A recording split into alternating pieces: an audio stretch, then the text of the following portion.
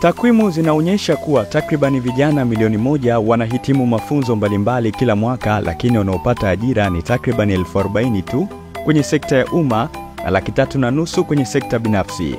Ndiyo maana serikali ya Rais Samia Suluhu Hassan inaendesha programu maalumu ya kuwezesha mikopo isiyo na riba kwa vijana kwenye sekta ya ufugaji wa samaki kwa njia ya vizimba, ambayo itasaidia vijana kujiajiri na kujipatia kipato chenye staha. Wanufaika waliokabidhiwa vizimba kwa awamu ya kwanza, tuna jumla ya vikundi 91 ambavyo vimenufaika na mradi huu, ambao ni zaidi ya wanufaika 1000.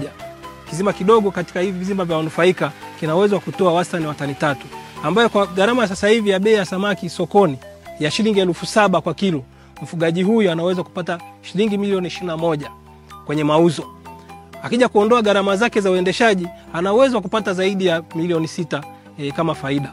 Programu hiyo inayoendeshwa na Wizara ya Mifugo katika mwambao wa Ziwa Victoria sio tu itasaidia kuwezesha vijana kujiajiri, lakini pia itapunguza upungufu wa samaki uliopo karibu tani 3.5 kwa sasa. Tunaishukuru serikali kuja na mbinu hii ambayo sasa inatusaidia sisi kuvua samaki tena wengi, lakini hatuvurugi utaratibu au hatuvurugi rasilimali ziwa.